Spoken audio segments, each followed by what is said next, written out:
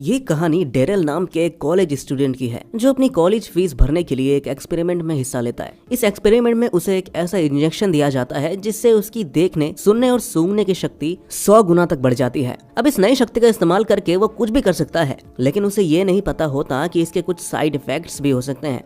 उसे इस बारे में भी जानकारी दी जाती है, लेकिन जब एक्सपेरिमेंट से पहले वार्निंग दी जा रही होती है तो वो सो जाता है और ये इन्फॉर्मेशन उस तक पहुंच नहीं पाती। कहानी स्टैनफोर्ड यूनिवर्सिटी से शुरू होती है, जहां डेरेल नाम का एक लड़का पढ़ाई कर रहा था। वो ऐसा व्यक्ति है जो हमेशा दूसरों की मदद के लिए आगे रहता है। यूनिवर्सिटी में नए स्टूडेंट्स के लिए टूर गाइड का काम करता है और एक ग्रुप का टूर खत्म होते ही दूसरे ग्रुप के साथ नया टूर शुरू कर देता है। वो एक साथ 2 काम करने के बावजूद थकता नहीं, क्योंकि उसे पैसों की बहुत जरूरत है। इसके साथ ही वो पार्ट टाइम जॉब भी करता है, जिससे उसे थोड़ी बहुत आमदनी मिल जाती है। इसी भागदौड़ के बीच एक दिन जब वो अपने कमरे में टीवी के सामने झपकी ले रहा होता है, तभी उसकी माँ का फोन आता है। उसकी माँ उससे पूछती है कि उसकी नौकरी का क्या हुआ, जिस पर डेरेल झूठ बोलता है कि वो एक शानदार नौकरी पाने की दौड़ में है। लेकिन असलियत ये थी कि उसकी आर्थिक स्थिति बेहद खराब थी और उसके पास अपनी फीस तक भरने के लिए पैसे नहीं थे। कुछ समय बाद यूनिवर्सिटी के ट्यूशन ऑफिस से उसे फोन आता है, जहाँ उससे सेमेस्टर की फीस मांगी जाती है। पैसे ना होने के कारण वो अपनी आवाज बदलकर ये झूठ बोलता है कि डेरेल अब इस दुनिया में नहीं है। अपनी आर्थिक तंगी को देखते हुए वो नए नए तरीके अपनाने लगता है पैसे कमाने के लिए। वो ब्लड डोनेट करने के लिए ब्लड बैंक जाता है, लेकिन बार बार इतना ज्यादा ब्लड डोनेट कर देता है कि वो बेहोश हो जाता है। इसके बाद वो स्पर्म बैंक जाता है,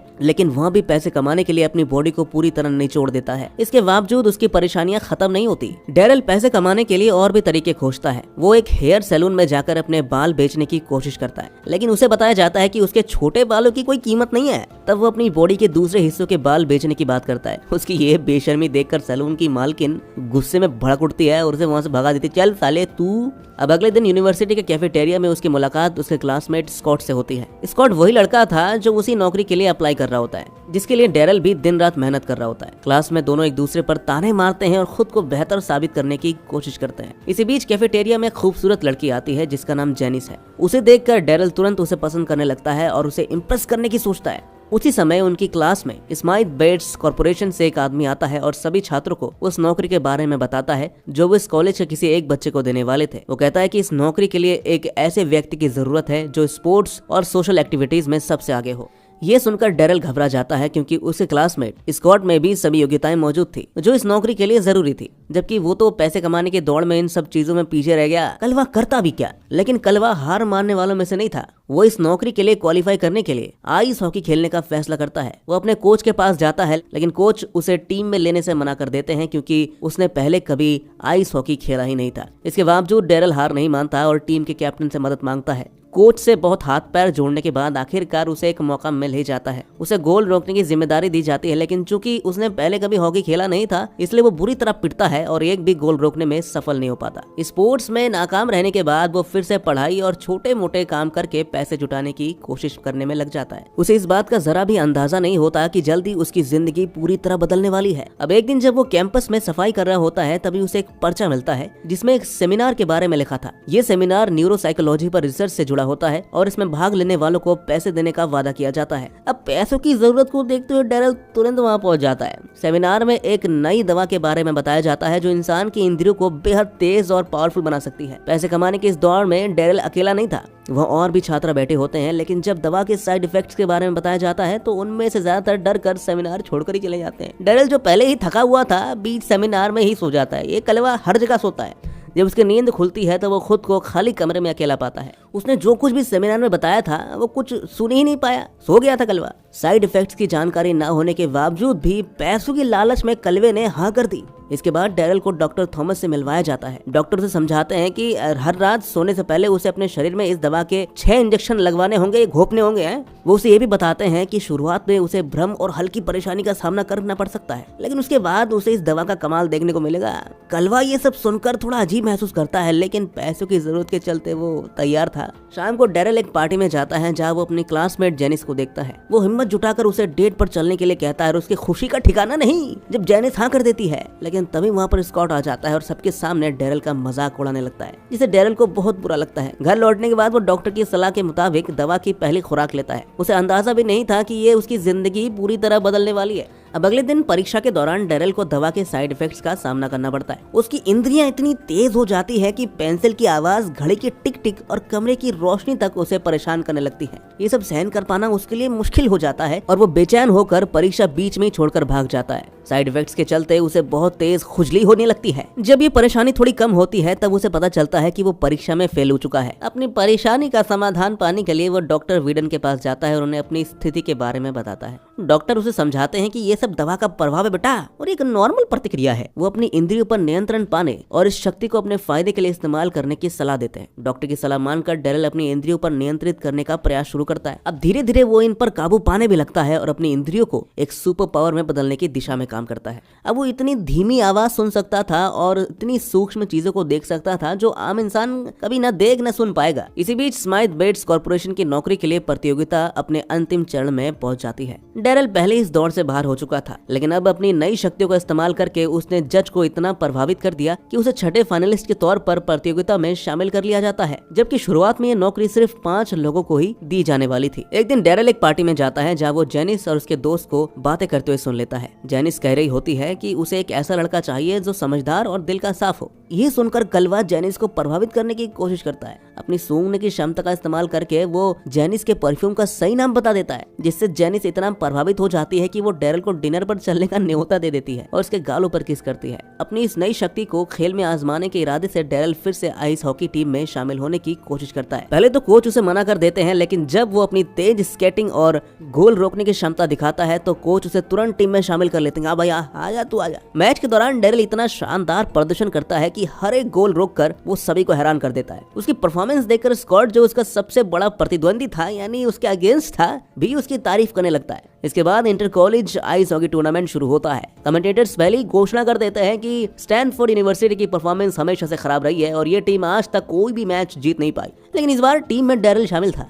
जैसे ही मैच शुरू होती है उनकी टीम बढ़त बना लेती है। डेरिल इतना बेहतरीन खेल रहा था कि अपोनेंट टीम की सारी कोशिशें नाकाम हो जाती है और फिर लास्ट में स्टैनफोर्ड यूनिवर्सिटी पहली बार मैच जीतकर इतिहास रच देती है, बिल्कुल, और वो भी कलवे की बदौलत। इसके बाद डेरिल स्माइथ बेट्स कॉर्पोरेशन के ऑफिस में इंटरव्यू देने जाता है। अपनी विशेष शक्तियों का इस्तेमाल करते हुए वो इंटरव्यू रूम के बाहर खड़ा होकर उन सभी सवालों को सुन लेता है जिनका जवाब बाकी कैंडिडेट सही से दे नहीं पाए थे। जब उसका नंबर आता है तो वो इन सभी सवालों के इतने शानदार जवाब देता है कि जज हैरान रह जाते हैं। बोर्ड का एक सदस्य रैंडल टाइसन डेरिल से बहुत प्रभावित होता है। टाइसन उसे एक बड़े क्लाइंट ऑल विकर्स को प्रभावित करने की जिम्मेदारी सौंपता है। डेरिल इस चुनौती को खुशी खुशी स्वीकार करता है क्योंकि उसे पूरा विश्वास था कि ये उसके बाएं हाथ का खेल है। टाइसन ये भी बताता है कि इस जॉब को किसे दिया जाएगा, इसका अंतिम निर्णय 5 दिनों बाद ही लिया जाएगा। उस रात डेरिल जेनिस को अपने फ्लैट पर बुलाता है। उसने खुद खाना बनाया होता है और अपनी बातचीत से जेनिस को प्रभावित करने की पूरी कोशिश करता है। वहीं दूसरी ओर उसका दोस्त टिम एक किताब से बहुत अच्छी कविता पढ़ रहा होता है।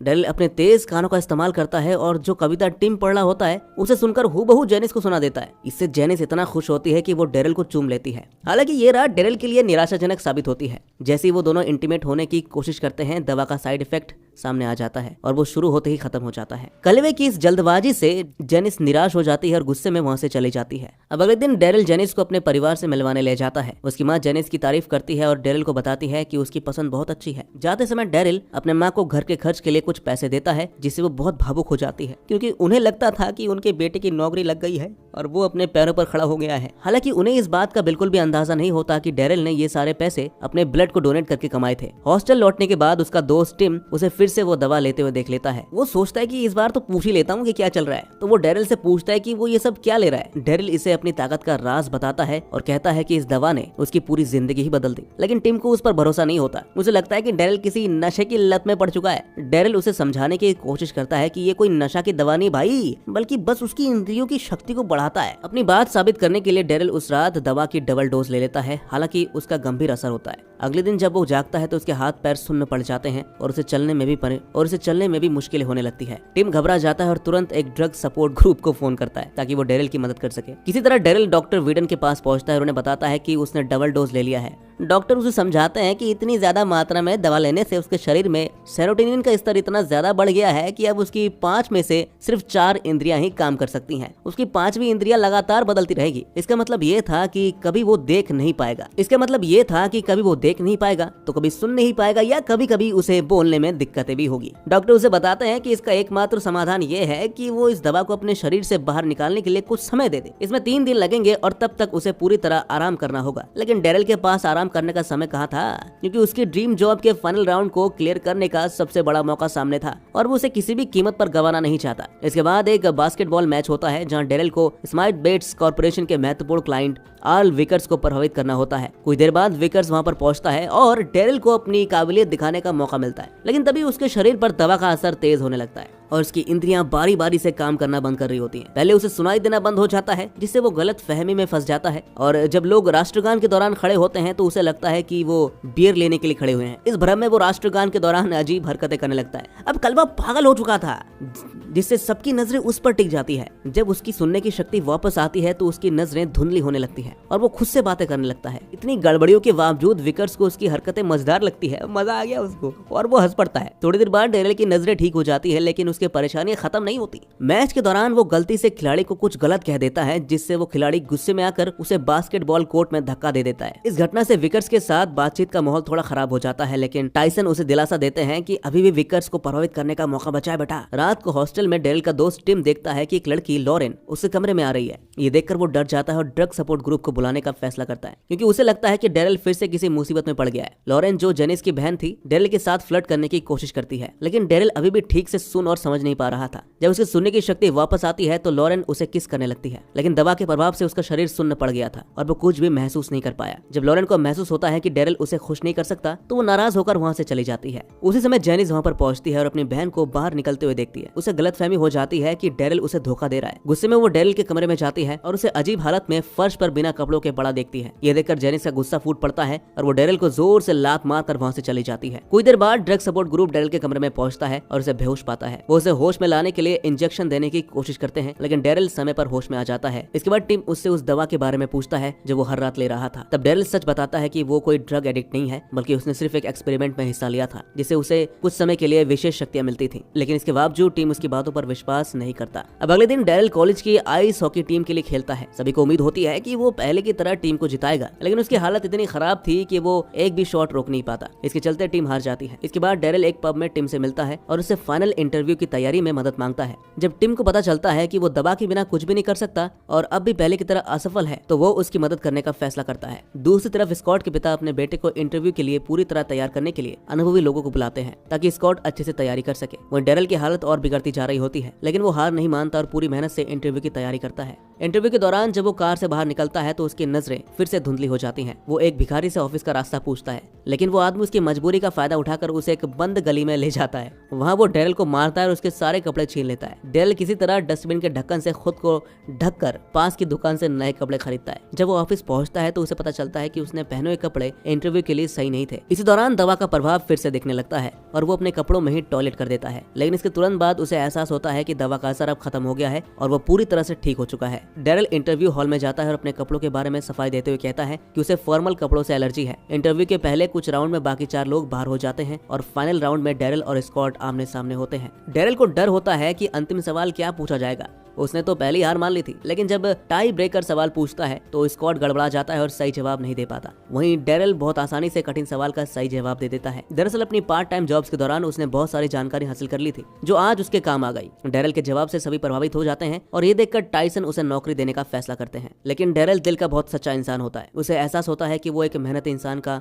हक छीन रहा है और अगर उसे वो दवा नहीं मिली होती तो वो यहाँ तक नहीं पहुंच पाता। डेरिल को अपनी गलती का एहसास होता है और वो सबके सामने अपनी गलती स्वीकार कर लेता है। वो कहता है कि उसने इंटरव्यू पास करने के लिए धोखा किया था। हालांकि उसकी सच्चाई का उल्टा असर पड़ता है। उसकी ईमानदारी देखकर टाइसन और अधिक प्रभावित हो जाते हैं और उसे एक जूनियर पोस्ट पर नौकरी दे देते हैं। कुछ सालों बाद दिखाया जाता है कि डेरिल और जेनिस की शादी हो चुकी है। कलवा अपने नए परिवार के साथ अपने घर में रहता है और खुशहाल जीवन जी रहा है। और इसी के साथ ये कहानी यहीं पर खत्म हो जाती है। तो दोस्तों, कैसी लगी आपको ये कहानी कमेंट में जरूर बताएगा और ऐसे ही मूवी एक्सप्लेनेशन देखने के लिए हमारे इस चैनल को सब्सक्राइब जरूर कर लीजिए।